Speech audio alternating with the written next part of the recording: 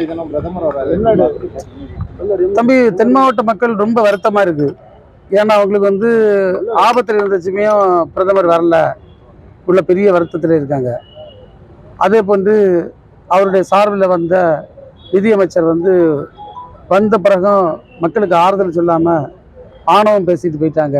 அதுவும் ஒரு பெரிய வருத்தத்தில் இருக்குது. ரெண்டாவது, எவ்வளவோ கேட்ட பிறகும் மக்களுக்கு நிதி கொடுக்கல. அதனால வந்து அதுவும் ரொம்ப வருத்தத்தில் இருக்குது. நீங்கள் பல இடங்களில் சேனல்கள் உடைஞ்சது, குளங்கள் உடைஞ்சதுக்கெல்லாம் மாநில அரசினுடைய கொஞ்சம் நிதி வச்சு அந்த பணிகள் நடக்குதே தவிர ஒன்றிய அரசின் சார்பில் எந்த நிவாரணம் வரல. அந்த குளங்களை சீரமைக்கலாம் பெரிய தடங்கள் இருக்குது.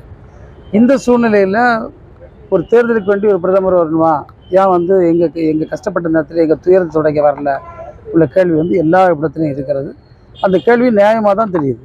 காங்கிரஸ் கட்சி போராட்டம் அவருக்கு எதிர்ப்பு தெரிவிக்கின்றார். அதான் இந்த பிரச்சனை தான். அதாவது இது வந்து ஒவ்வொரு சாதாரண மக்கள் கூட கேட்காம எவ்வளோ நம்ம கஷ்டப்பட்டோம், எவ்வளோ துயரத்தில் இருந்தோம், தண்ணி எவ்வளோ பாதிப்பு நமக்கு வந்தது, இது நமக்கு எந்த உதவியும் கிடைக்கலையே, பிரதமர் என்னன்னு கூட எட்டி பார்க்கலையே, அவங்க அமைச்சரை அனுப்பிவிட்டு அவங்க வந்து ஒரு ஒரு அனுதாபம் கூட தெரிவிக்காமல் ஒரு இறந்த மக்களுக்கு, சொத்துக்களை இழந்தவர்களுக்கு, கால்நடைகளை இழந்தவர்களுக்கு, விவசாயத்தை இழந்தவர்களுக்கு யாருக்குமே ஒரு ஆறுதல் கூட சொல்லாமல் ரொம்ப ஆணவமாக பேசிட்டு போனதெல்லாம் ரொம்ப வருத்தமாக மக்கள் பார்த்தாங்க. நாளைக்கு அப்போ கன்னியாகுமரி மாவட்டத்துடைய பிரதமர் சம்பந்தமாக ஏதாவது கோரிக்கை? இது அவங்க பொலிட்டிக்கல் மீட்டிங் தான் வர்றாங்க.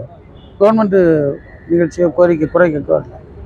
இது பொலிட்டிக்கல் மீட்டிங் தான் வராங்க. கன்னியாகுமரி 2024 பிறந்து இது 5வது முறை வராரு. மேலும் இந்த மாசத்துல இன்னும் 2 முறை தமிழகம் வர இருக்கிறாரு. இதை எப்படி பார்க்குறீங்க? இவ்வளோ வருஷமா நம்ம எத்தனை முறை வந்தாலும் நம்ம ஊரில் சொல்லுவான் குட்டிக்கரணம் போட்டாலும் நடக்காதுன்னு.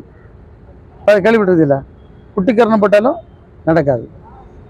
அவங்க கூட்டணி பத்திரிகளா எவ்வளோ பெரிய கூட்டணி. இந்த கூட்டணியை சும்மா வீட்டில் இருந்தாலும் ஓட்டு கிடைக்கும். இதெல்லாம் சும்மா தம்பி ஏமாத்திட்டு இருக்காங்க. வந்து பிஜேபி அதிமுக ஐயோ, நீங்க தம்பி, இந்த கருத்து கணிப்பு எவ்வளவு சித்தரிக்கப்பட்ட ஒன்றாக இருந்தால் அதிமுகவோட கூடுதல் ஓட்டு வரணும்னு ஒரு கருத்து கணிப்பு அவங்க சொல்லியிருக்காங்க. இது அவ்வளவு சித்தரிக்கப்பட்ட 51% ஓட்டு திமுக கிடைக்கும்னு போட்டிருக்கு. பிஜேபிக்கு எத்தனை கிடைக்கும்னு போட்டிருக்கு. அப்போ இப்படி மாநிலத்தில் சீட் வரும். நீங்கள் வந்து அவங்க வந்து நியர்பை வந்தால் கூட சில நேரங்களில் வர முடியாது. 51 எடுக்காலும் வந்துடும். 51 வந்தால் 49, 2% வாக்கு வித்தியாசம் வரும். இது 51 நாங்கள், மீதி உள்ளதான பிரியுது.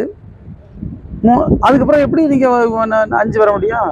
அப்போ நாங்கள் வந்து அதிமுகவோடு நாங்கள் பெரிய கட்சின்னு ஒரு பொய்யான ஒரு பிம்பத்தை கட்டமைக்க வேண்டி இது ஒரு சித்தரிக்கப்பட்ட இதே தவிர வேறு ஒன்றும் இல்லை. இங்கே ஒரு ஆய்வும் பண்ணாட்டான், ஒரு தேர்தலில் அனலிசிஸும் பண்ணாட்டான். இங்கே எல்லா மக்களும் ரொம்ப எல்லா விஷயம் தெரிந்துதான் வைத்திருக்கிறார்கள். அதில் இங்கே அவங்கள்ட்ட பாய்ச்சா பலிக்காது. ஒரு சீட்டில் கூட அவங்களுக்கு ஏதோ 1-2 சீட்டில் மட்டும் டெபாசிட் கிடைக்குமா இருக்கு, வேற ஒன்றும் டெபாசிட்டே கிடைக்காது. மகளிர் அதெல்லாம் அதை விட்டு பதில் சொல்லாமல நம்ம அவங்களெல்லாம் பதில் சொல்லாமா? செய்திகளை உடனுக்குடனும் துல்லியமாகவும் தெரிந்து கொள்ள சப்ஸ்கிரைப் பண்ணுங்க.